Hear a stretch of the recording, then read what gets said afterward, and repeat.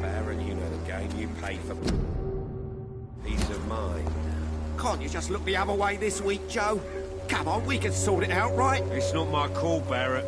You pay one way or another. Please, Joe. How long have we known each other?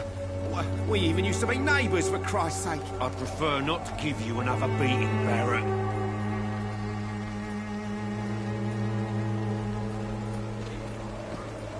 Welcome, sir. Please, take a browse of my wares. I am Dr. Reed. I would like to ask you a few questions, if you don't mind. Doctor? Interesting. I'm Barrett Lewis. Usually I don't have time to waste with talk, but at this hour of the night I can hardly refuse.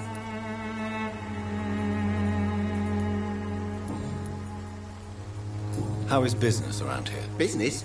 I have no business. Between this racket, theft, and customers getting scared, I'm losing money every day. I see.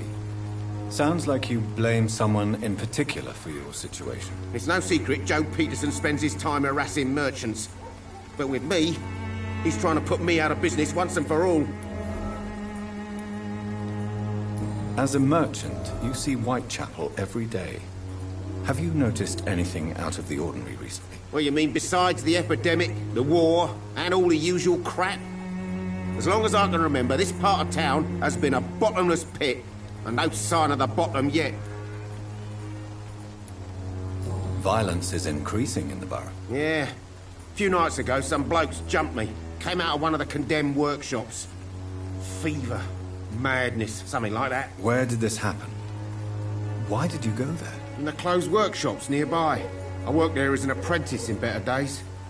Now I only go to find trinkets or tools. Too bad I was mugged, though. There was good money in that little box of loot I lost. Have you been hurt? No, but that's only because I ran like hell. Those men were raving lunatics, I tell you. Not even able to speak anymore, just screaming.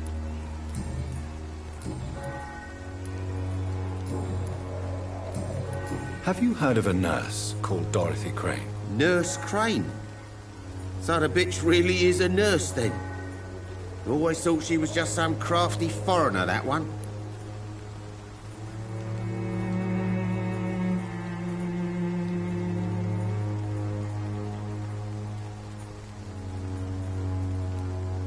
So she's trying to help her fellow immigrants.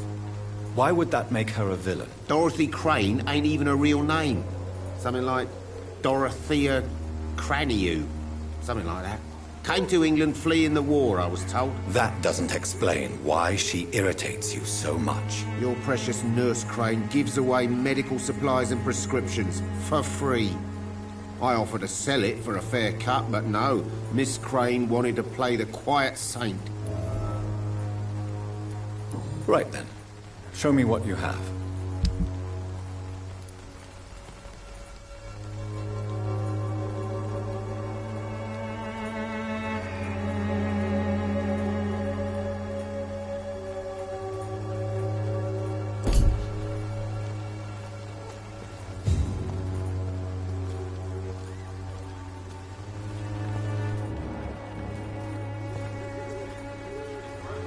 Excuse me, sir.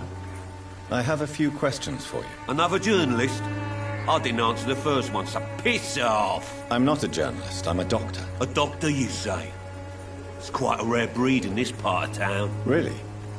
But still, here I am. Dr. Jonathan Reed, at your service. I'm Joe Peterson to some, but Colossus Joe to most. And I don't remember asking for your service, sir.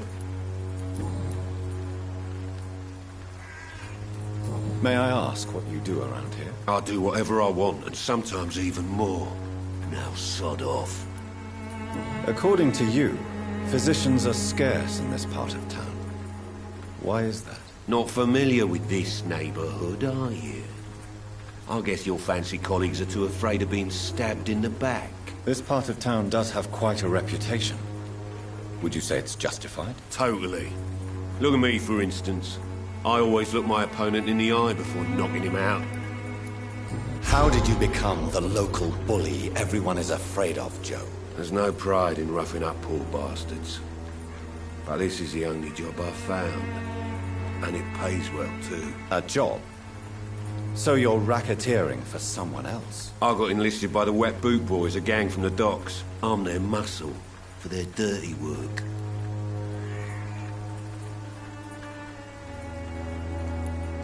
Most people don't become thugs when unemployed. This is a choice you made. I don't care what you think, sir. I do what I have to do for my own reasons, and that's that. I'm not sure Mr. Lewis would agree with your by all means necessary philosophy, sir. Oh, do you really think he's the poor victim here? Barrett can be as sneaky as anyone. Long ago, I even called the bastard my best friend.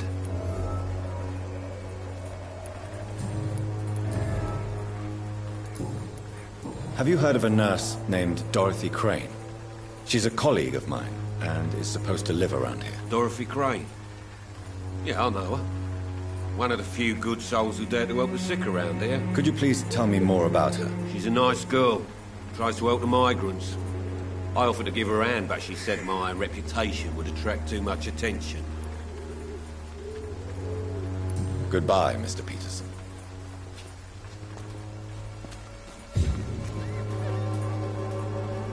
Fancy buying some? You never...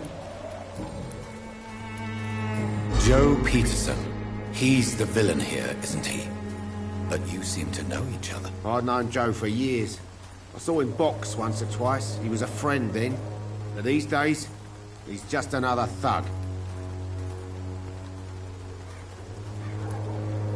What can you tell me about Mr. Peterson? Besides his behavior toward you, obviously. Colossus Joe was a decent boxer, good one even. But after his wife passed away, he found every excuse to stop training. Just wanted to pick fights with everyone.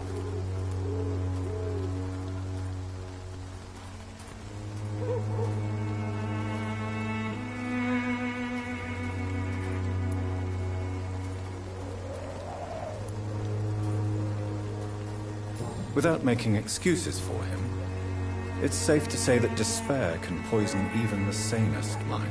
We've all had some rough times, ain't we? But most of us don't use our fists to see us through. And no one has ever stood up to this thug. Nobody would be fool enough to stand against the Wet Boot Boy. Goodbye for now, Mr. Lewis.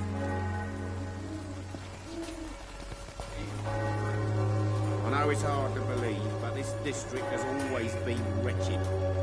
Don't let your guard down, sir.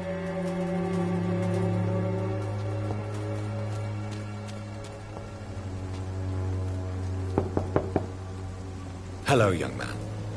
I'm Dr. Reed, and I would like to ask you a few questions. May I enter, please? Sorry, no, sir. My father does not like people entering our house, you see. Your father is worried about you, boy. He asked me to look for you. So my father actually worries about me then? Okay then. Come on in. I'm Harry, by the way. Even my dreams are soaked with glue.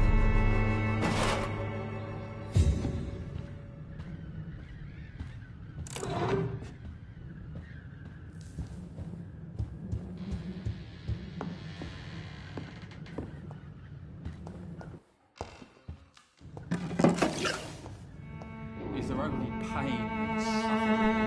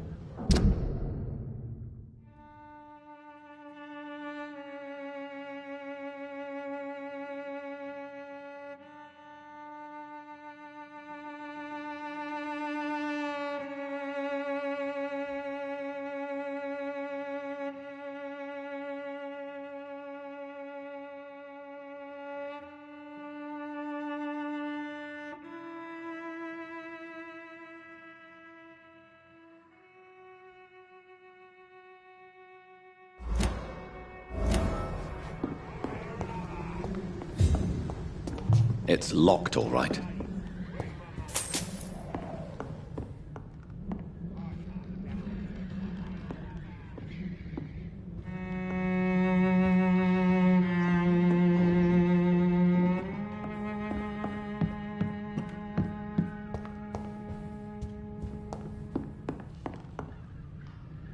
So, may I ask you a few questions? I'm not bothered. What could be worse? Do you need any medical help, young man? Yes, I do. I feel so tired. I don't know if it's the epidemic, but everything seems so hard. You'll feel better with this, but you need to get a grip, young man. Medication alone won't cure melancholia. I'm not sure I'm happy with the idea of living long in a world like this. But I thank you for your concern, sir.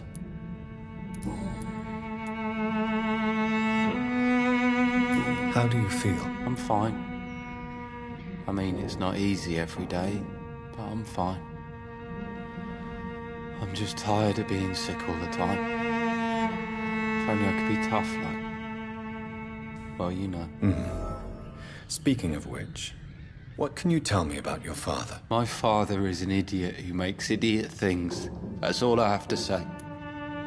Forgive my bluntness, young man, but you don't seem happy living in Whitechapel. Why should I? I never wanted to come here in the first place. It was my father's decision. And look around you. Does this look like a nice place to live?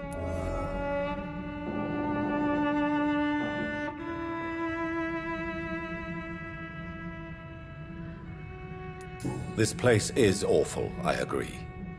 But does that not mean your situation can only improve? That's exactly what my father says. Harry, you should be grateful for what you've got. I wasn't even consulted when we moved here. If life here is so terrible for you, why don't you just leave this place? Have you ever spoken to your father about it? I don't go outside. It terrifies me so. I went outside once without my father noticing and I saw terrible things. Bloody and frightening things. So that's why you stay at home all day? For fear of the epidemic? I'm not afraid of disease or death, Dr. Reed. It's the living I'm afraid of.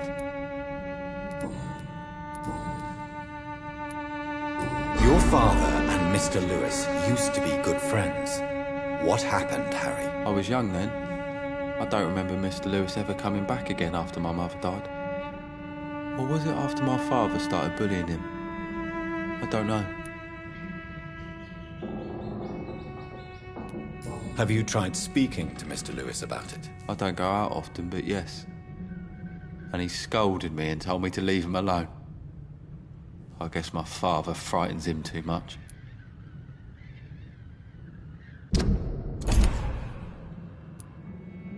But you are not responsible for your father's actions. Am I not? Dad always says that he joined that gang for my safety. So if I wasn't born, people wouldn't be worrying about Colossus Joe.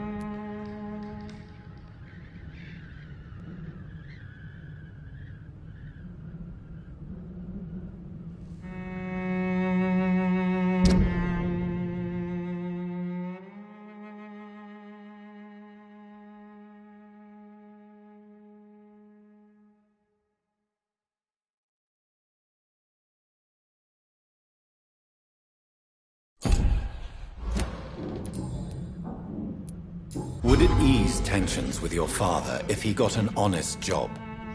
Because he tried, you know. I can't say. I'd be glad if he dropped his thuggish activities, but I'm not sure it would be enough. Why is that? Sometimes I suspect it's me, Dr. Reed. Or it's this life. It's like I can't find my place. Do you know Nurse Dorothy Crane from the Pembroke Hospital? I'd like to know more about her. Yes, I know her. She came here to examine me when I was very sick. She said I should go out more. Goodbye, young man. Take care of yourself. Is there only pain and suffering in this world?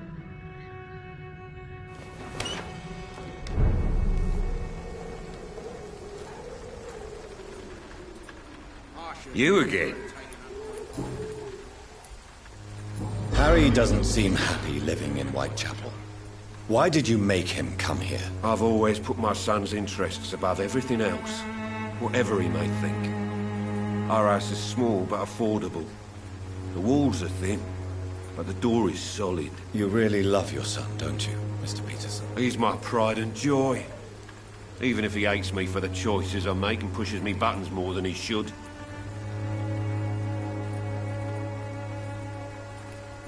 Do you have any regrets? Only one. Not to have my beloved wife by my side. She died when Harry was little. My sweet Jane. She gave the boy confidence. Since the criminal nature of your job means you could be arrested, are you not afraid of what would happen to your boy if you were? No one will ever take my son away from me. If that ever occurred, I'd hunt the bastard down and rip off his head with my bare hands.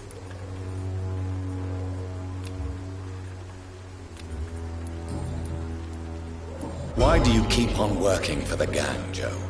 You know it doesn't suit you. It's true, I hate this job. And I know I made some bad choices, but I'm a wet boot boy now. And people won't forget it. You could leave tomorrow. Start another life in another town. That's easy for you to say, Doctor. We are poor. My son's weak. And there's no way he'll endure another disappointment.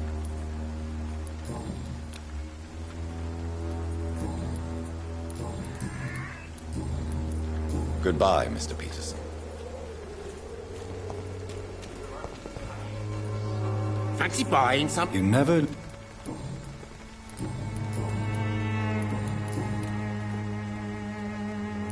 What do you know of Harry Peterson? The boy seems so fragile. Not like his father at all. Harry's a good boy, but he spends most of his time complaining. He's had it tough, all right, but he needs to grow a pair. What troubles him exactly? Well, despite being his father's son, almost everything, I think. He never wanted to come to Whitechapel in the first place. Hates this place more than most of us. Goodbye for now, Mr. Lewis.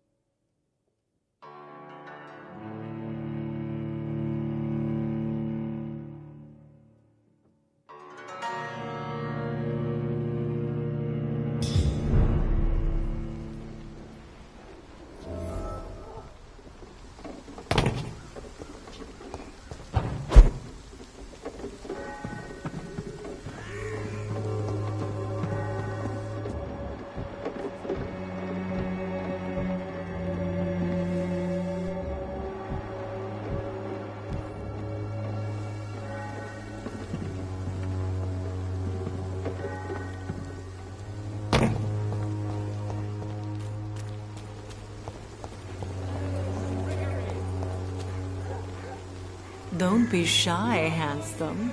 What can Christina do for you? I'm not looking for what you're selling. But I'd like to ask you a few questions, if I may. I'm a doctor. Dr. Reed. All right then, but be quick. Though I usually get paid when I open my mouth. Christina, have you been examined? The epidemic is spreading fast in London, and you could be exposed. Or expose others. I don't like doctors or hospitals, but I don't like you asking questions.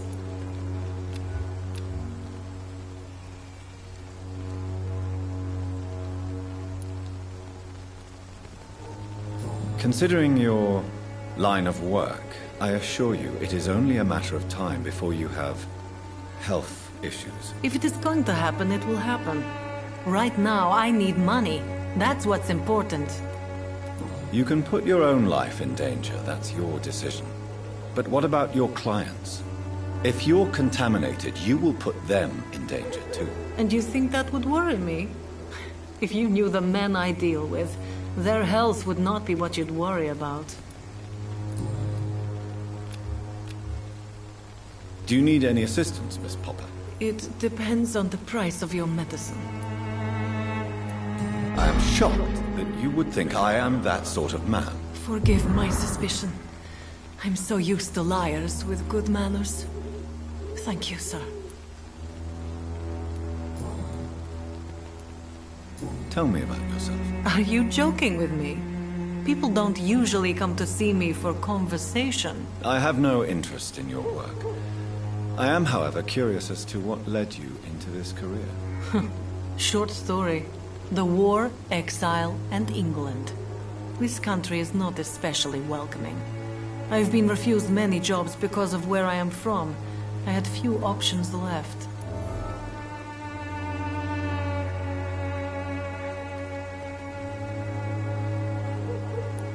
I always thought I was the master of my own fate. But now I know we don't always have control over our lives. I don't judge you. You know, this money is not only for me. I have good reasons to need this money quickly. But it is not your concern, Doctor. Do you know Nurse Dorothy Crane from the Pembroke Hospital? Anything you can tell me about her would be helpful. I don't know her, but I know her name is Dorothea Crăciunescu. She came from Romania like me and many others. You seem to respect her. Dorothea helps the sick people of Whitechapel. Everyone should respect that. Goodbye, miss. Take care of yourself as best you can.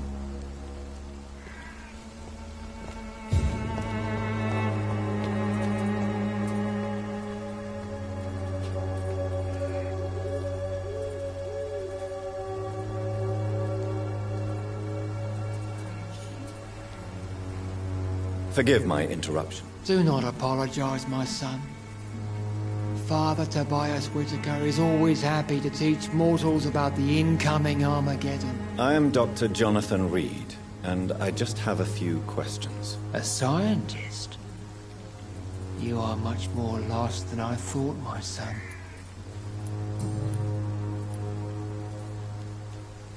What do you mean when you say that I am more lost than you thought? All scientists are entangled in a world of causes and consequences. And most of them can't see the plain truth. Quite a judgmental opinion, if you ask me. But what do I know? Blinded by science as I am. But you are seeking answers, aren't you? Answers about the Armageddon about to strike the city. Answers about the hidden truth. Well, I suppose I can spare a few minutes listening to your so-called truth. As a doctor, you must be aware of the decimating epidemic. But let me tell you that this so-called Spanish flu is just the beginning of the end. What do you mean? The beast is finally revealing itself, corrupting the flesh and the heart of men. With my own eyes I have seen them, those minions from the abyss. Really? And what would be your answer to this biblical threat? We must fight the disease before this legion outnumbers us. But not with scalpels and microscopes. No. What is left then? Cleansing fire.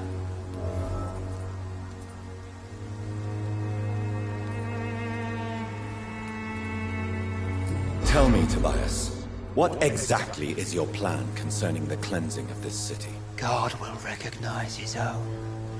More than once this city has risen from the ashes, hardened and purified by the flames.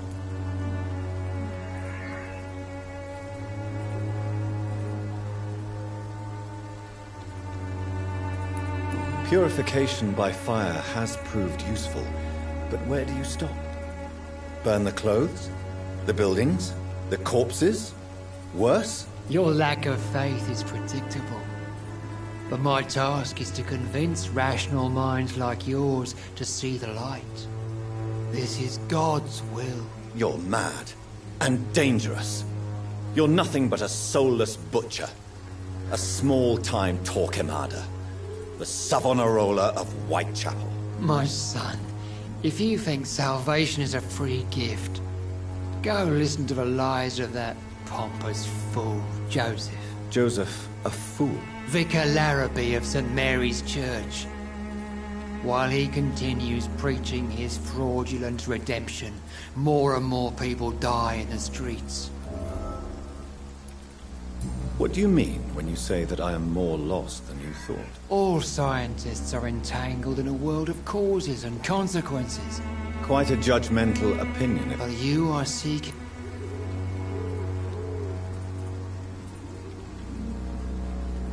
I am. But the answers I seek are based... What do you mean? All quite... But you... Well, what do you... The beast... I have heard...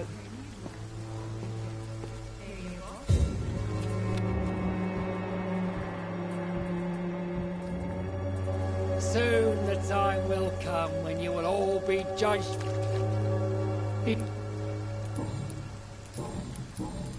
Have you any friends?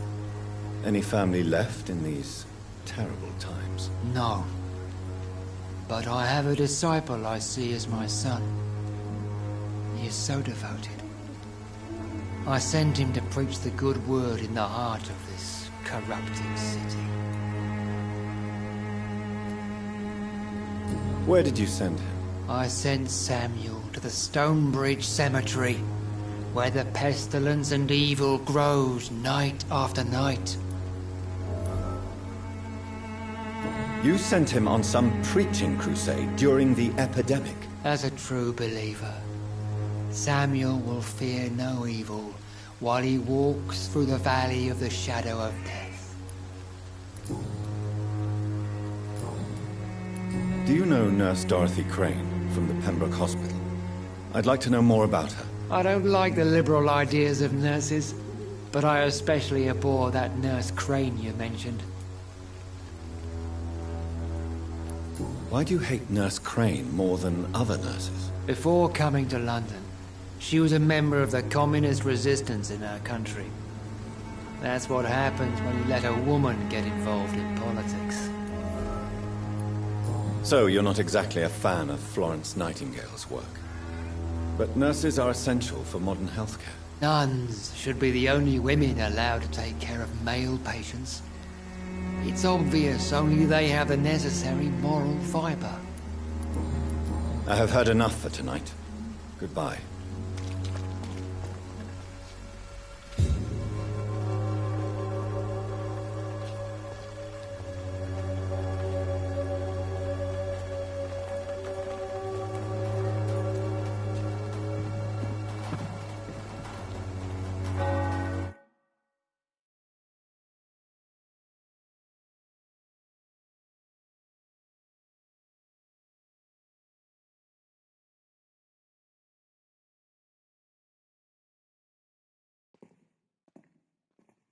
Excuse me, sir. Are you familiar with this part of town?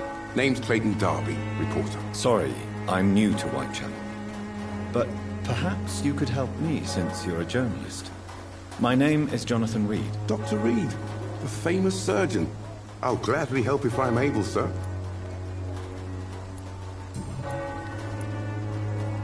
Why are the newspapers keeping silent about the Spanish influenza? It's as though none of you care. There's a war going on. People shouldn't be demoralized by news of deadly diseases. It's a disgrace. People are left to die alone. No one is properly informed of the risks. These are bad times indeed. So much for the glorious British Empire. Have you any idea of the danger you face in these streets at night? I've had to run and hide more than once from frenzied mobs incensed by the fever. Do you think the flu is really responsible for this, Doctor?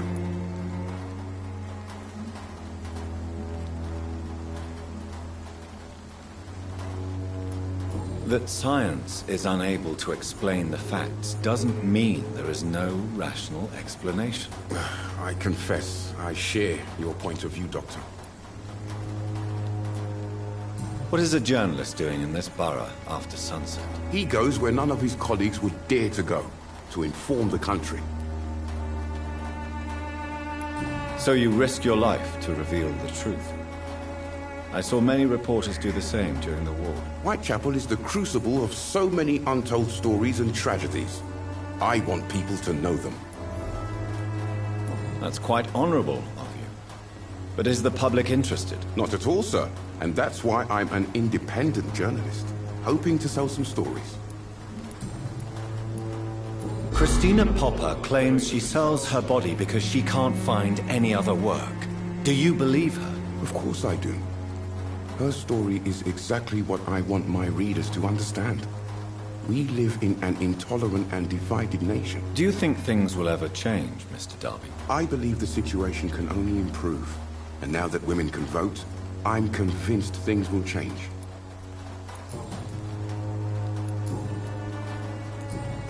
I heard you're investigating an underground medical dispensary in Whitechapel. What do you know about it? Not much, I'm afraid. They are wary of strangers, and I'm not really an acquaintance of theirs. Why do you care?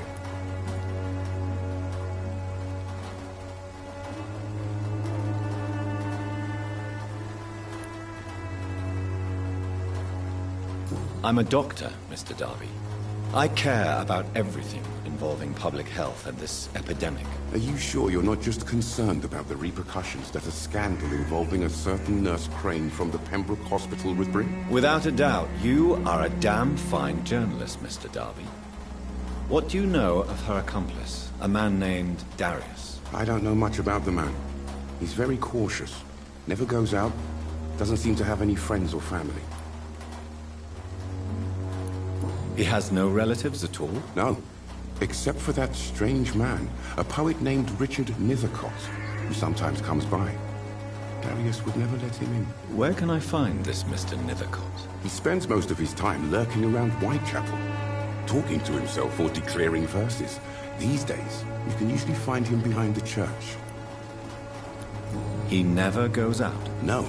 A few days ago, he unexpectedly did. I followed him, but it was just a ruse to keep me away from his house. Really? How do you know? He went to the nearest mailbox, but just before posting his letter, he ripped it up and threw it away.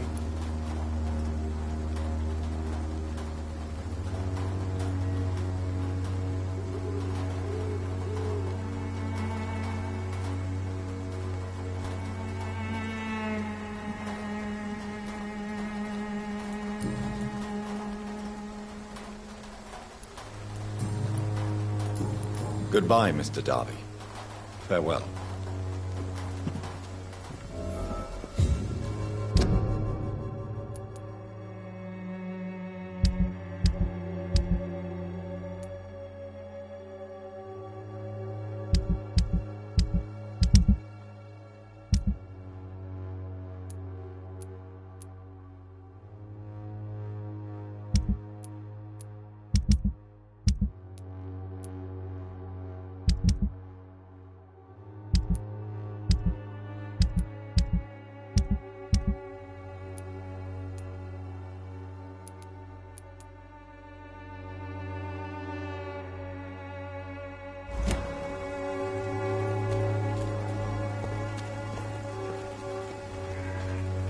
Good evening, Doctor.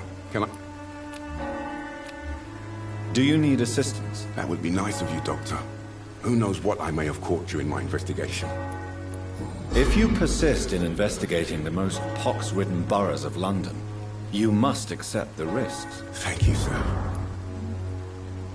Goodbye, Mr. Darby. Farewell.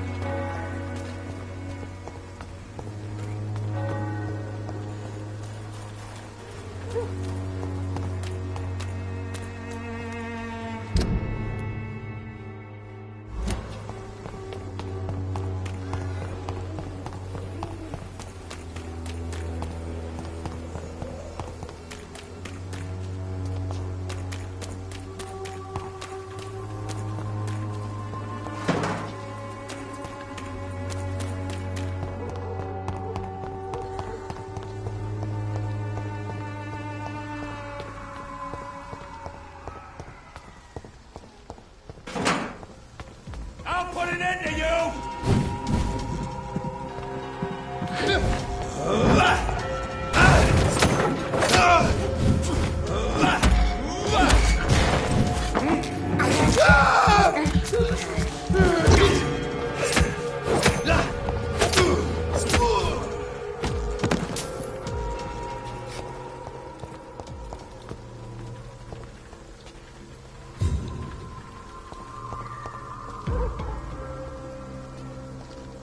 Best stay back, sir.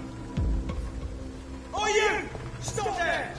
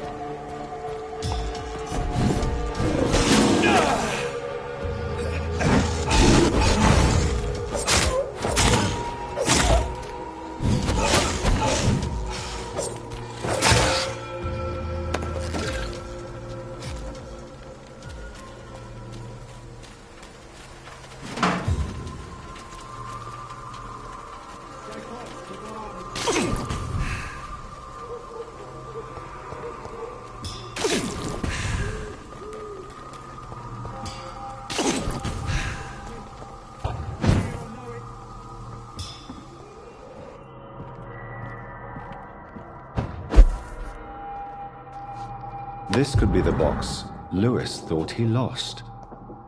Huh. There's a letter inside.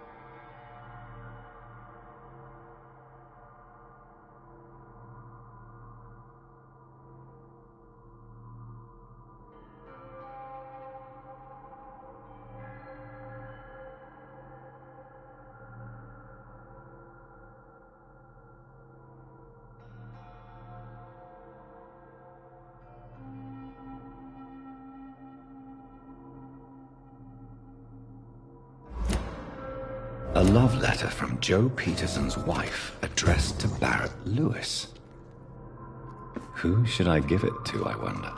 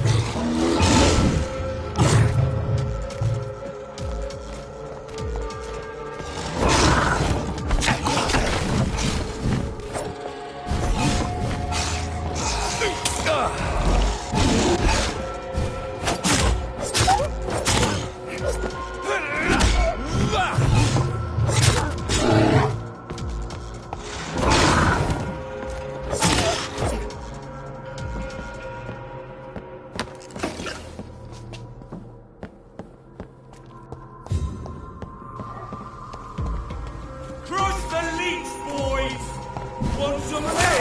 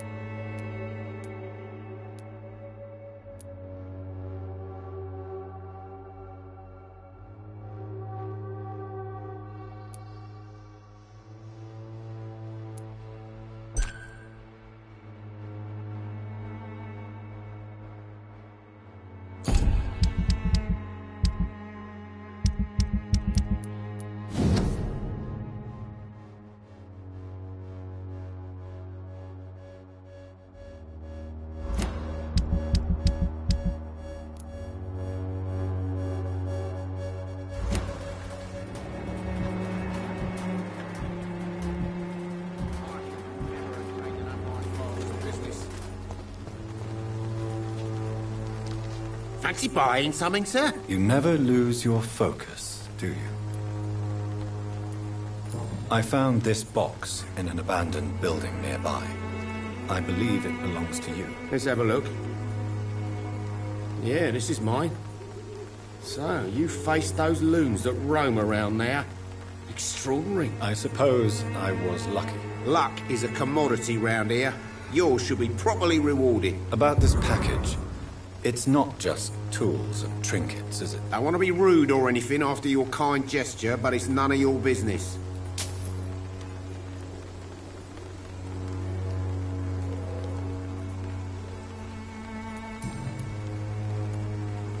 Barrett, you had an affair with Joe's wife, didn't you? Yeah, I did. She's the only woman I loved. My first regret is that she stayed with Joe after Harry was born. The second is I never shed a tear when she died. Did you ever try talking to Joe? Never. But I suspected he knew everything, even without knowing it. And he decided to make me pay in his own way. Do you mean you're Harry's father? No one will ever know for sure. And it's better that way. And I don't believe I'd have been all that bad as a dad.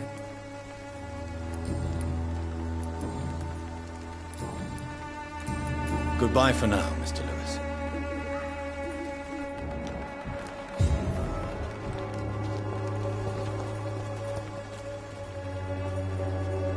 You again?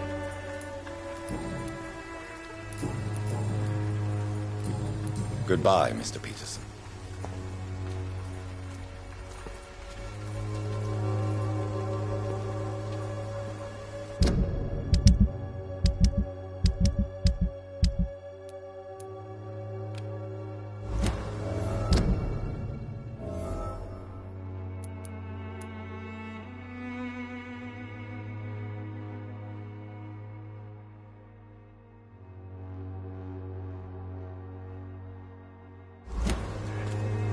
Joe, please, I don't have your money. Come on, Barrett.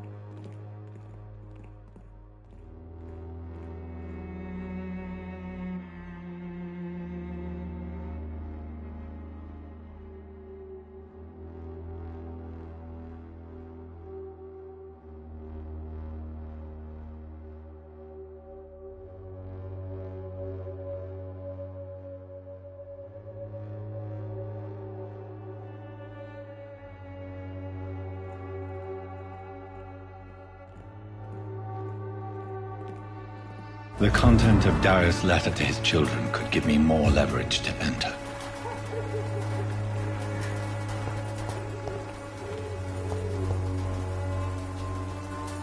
Good evening, miss.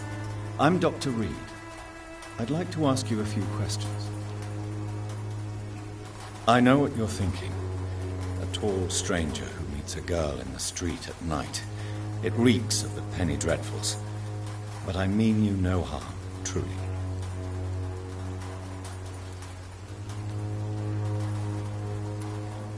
I know you understand what I'm saying. Your silence has nothing to do with you being mute, does it?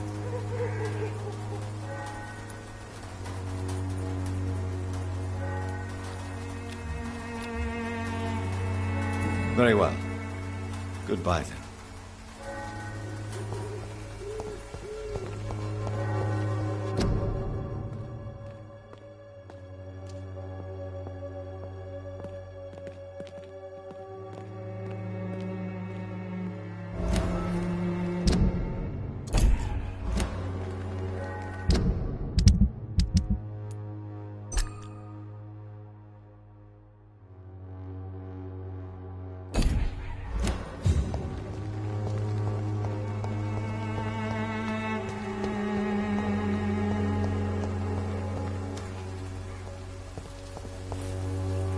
Hello again, miss.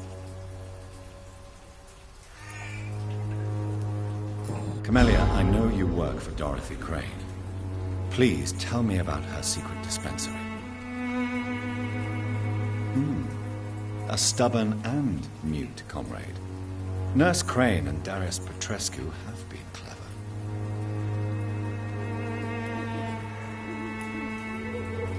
Very well. Goodbye then.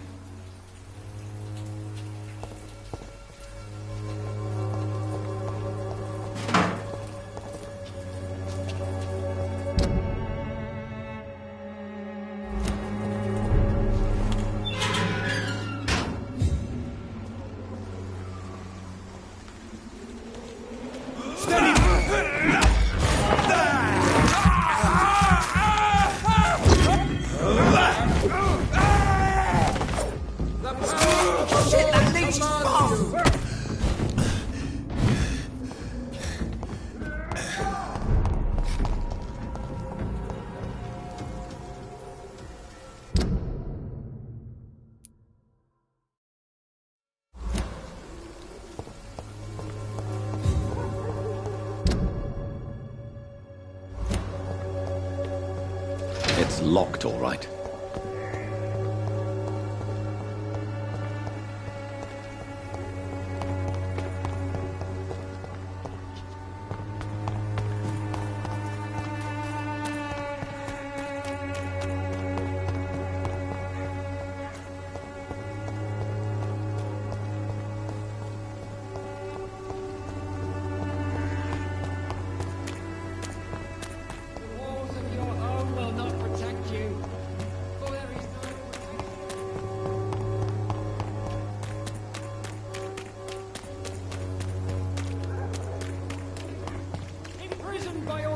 Routine, unable to see the true horror.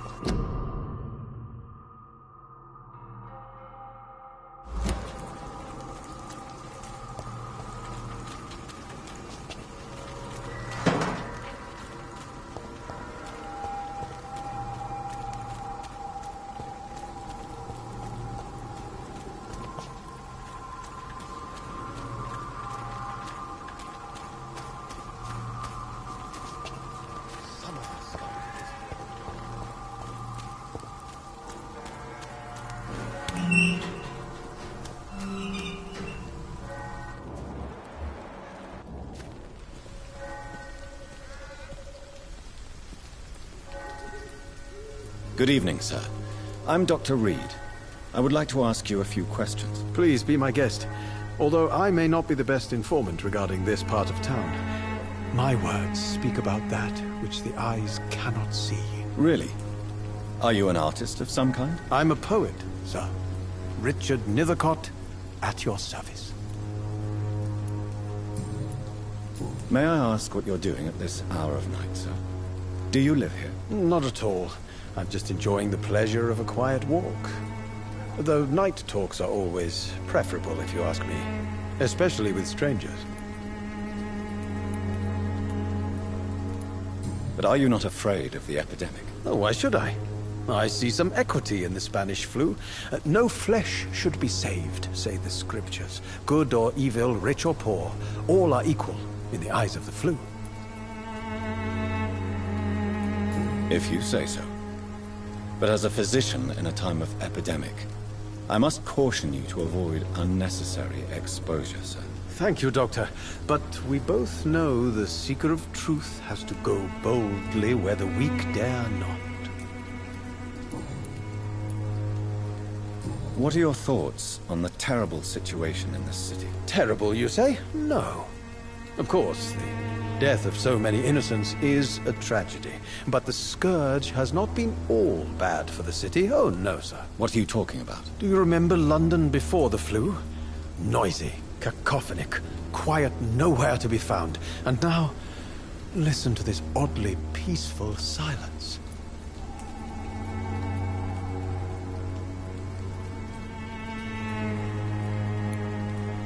Peaceful? That's quite an unusual way to speak about the epidemic. And very inappropriate, I must say. Most people fail to understand my perspective. I don't blame them. But how could I call myself a poet if I veiled my feelings? Are you aware that your life could be in danger in this part of town? But this is where I must be to feel the real beat of the city. I had to come, see it for myself, alone. I understand your need for solitude, but it's not safe around here. I don't care.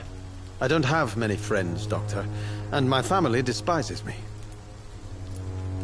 If some misfortune came upon you, who would be here to help you? Well, you, for a start, my dear Doctor.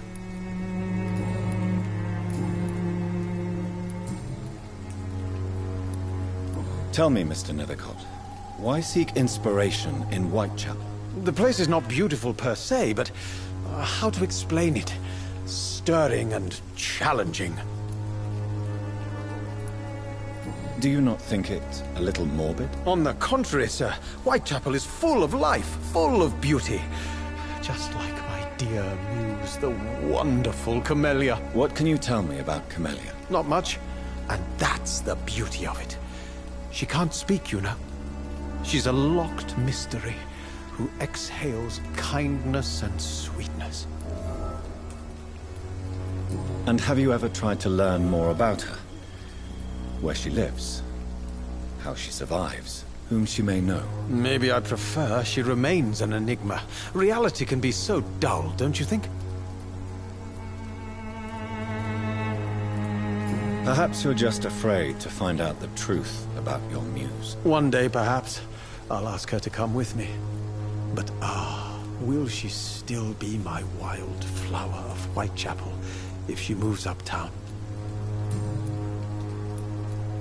In what way, exactly? The struggle by gaslight, the barren smiles and the added hunger under the rain. If you say so. Such vibrant antagonism and vivid paradox, the stripped humanity raged across each street. Vivid, of course, yes. And what about the poignant distress? Oh yes, the poignant distress. You see what I mean, don't you? That's what I want to write about, and that's what Whitechapel is made of. Did you know the mute florist is a member of a secret society? No, I didn't. But I thank you for this information, sir.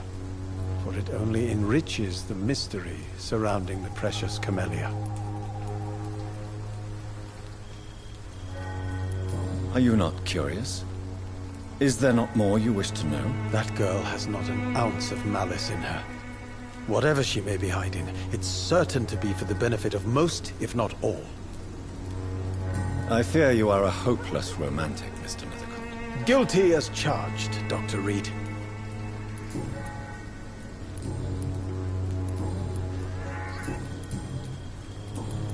May I ask you a few questions about the district? Extraordinary part of town, is it not? I'll be glad to help you, if I can. I'm looking for Dorothy Crane, a nurse who lives in this vicinity. Dorothy Crane. Oh, I love the name. The Crane of Whitechapel. Sounds very mysterious. But, sorry, no, never heard of her. What can you tell me about an old man called Darius? Darius Petrescu? Yes, I know him. At first, I thought he was only a small publisher. I invited him to publish my work, but his reaction was pretty clear. Not interested in your talent? Darius is an old political activist who takes delight in printing tracts and lampoons. Those communist activities only require mediocre writing skills.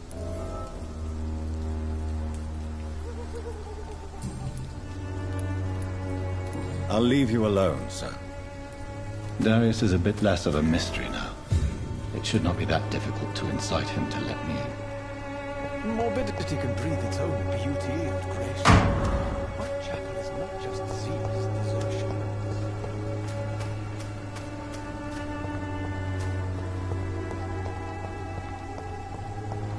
Some of us come to this world already.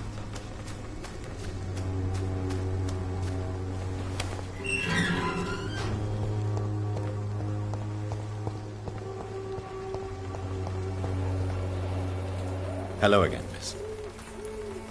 Tell me about Richard Nethercott. I understand he is quite fond of you, Camellia.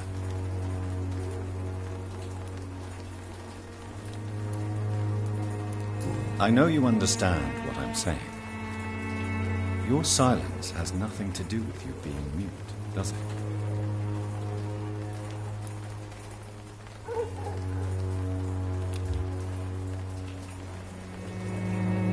Very well. Goodbye, then.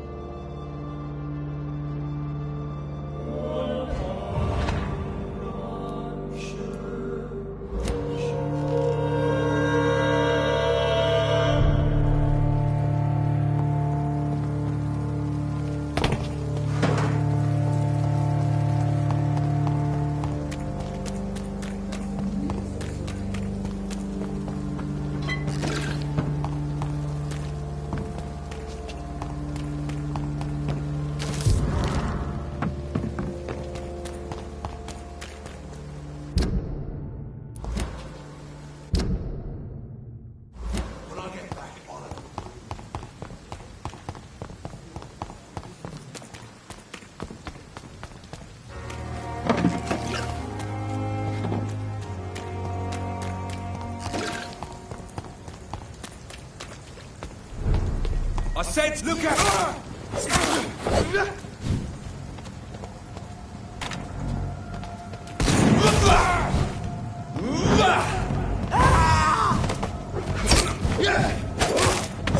Filthy piece of shit!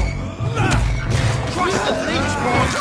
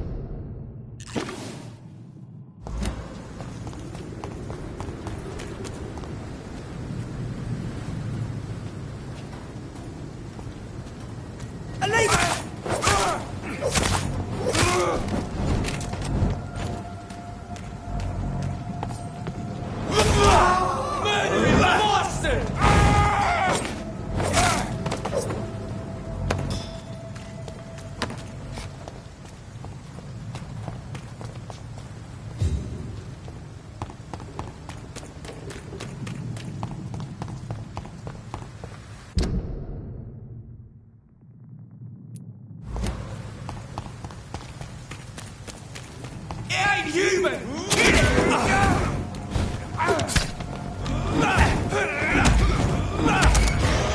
Watch out, lads!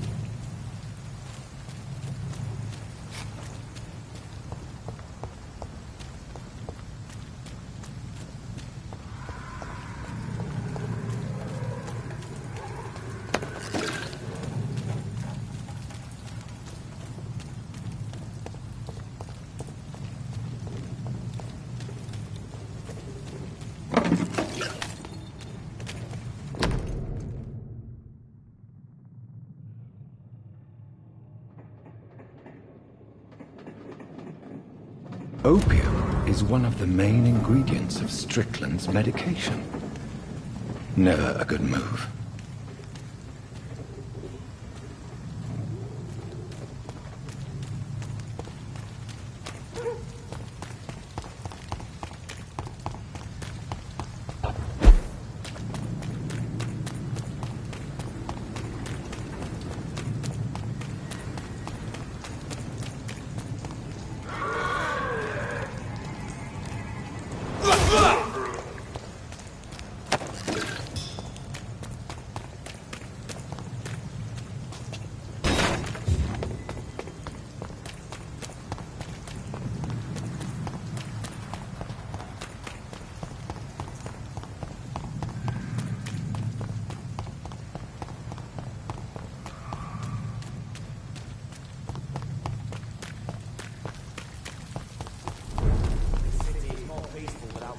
But no less dangerous.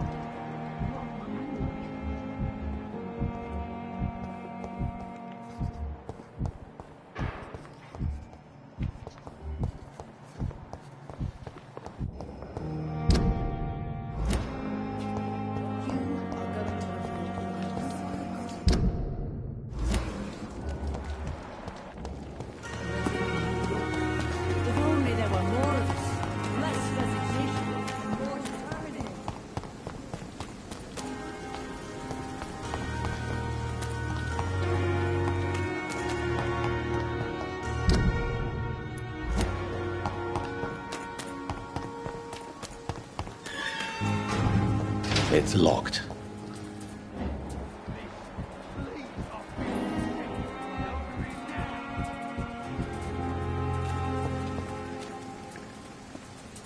Hello again, Mr. Thatcher. Yes. Goodbye, Mr. Thatcher. Try to take care of yourself. Good evening. Evening. Do you want to talk about why you have this fear of being enclosed, Mr. Thatcher? No, I really don't. An irrational fear like yours is usually rooted in a specific event. Perhaps it would help to talk about it. Well, Doctor, take a guess then, if you're so interested in my case.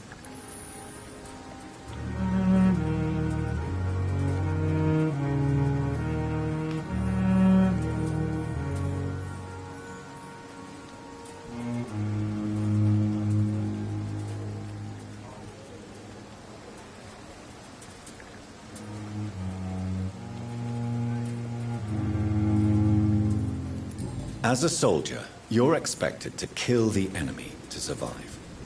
Guilt is a powerful emotion and could lead to feelings of suffocation and oppression. My God, you're so wrong. Believe me, I would kill if it happened again. Violence is part of who I am.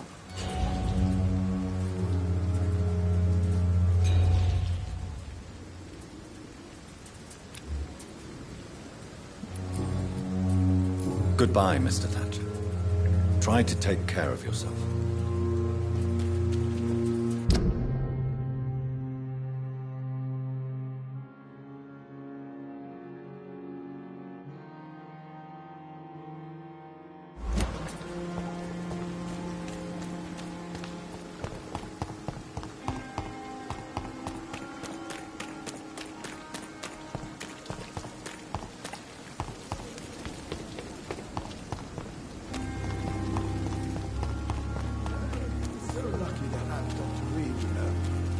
Met him in New York once. If only there were more of us.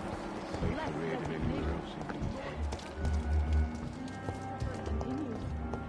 disgust on every street corner.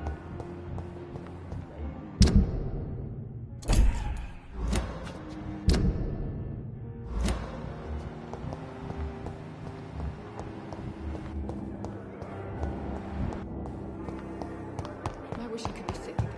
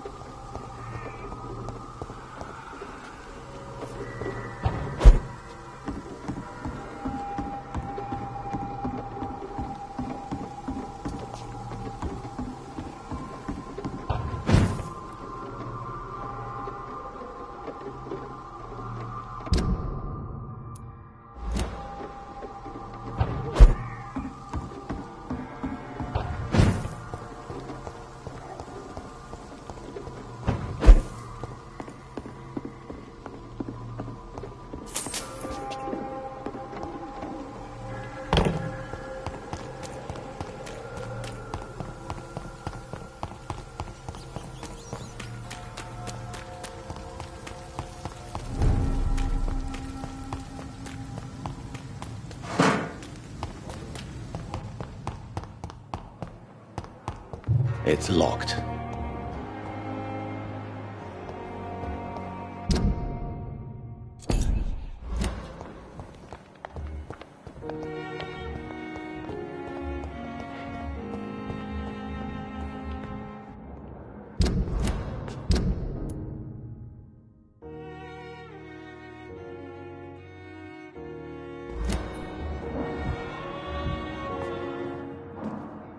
Good evening, Dr. Strickland. And good evening to you, Dr. Reed. Can I be of any help? I located the shop, but it was vandalized, and the owner is missing. All I found was your order. I was afraid of such bad news. People are so desperate they're ready to burgle a shop for drugs. That's quite a list you ordered. Opium, sodium hypochlorite. It can't be just headaches you're trying to cure. This dreadful influenza, of course. I already ran some tests on hopeless cases. Without success, I must admit. Do you realize you could create a lethal poison without the correct dosage? Then there are the legal ramifications. Is this not true of any medical substance, Dr. Reed? However, if you would agree to improve it, I'd be glad to accept your help. As long as you promise to be scrupulous with your experiments, I may try to gather these substances, and even help improve upon the mixture. That's all I'm asking for, Dr. Reed. That's all I'm asking. I want to know about these secret tests you run, and if they can save people from this epidemic. Speak to me now, Thoreau. I know I may sound presumptuous, but I'm just following your steps, Dr. Reed. I'm casting away the shadows of ignorance by daring to face them. Self-confidence is essential in our line of work, my young colleague, but only if tempered with the correct amount of cynicism. But you never doubt yourself, Dr. Reed. I've read all your articles and books. You performed the most daring research during the war.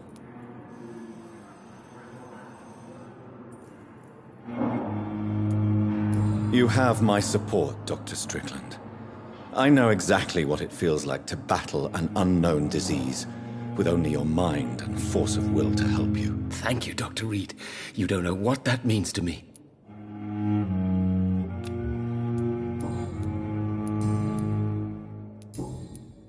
Goodbye, Dr. Strickland.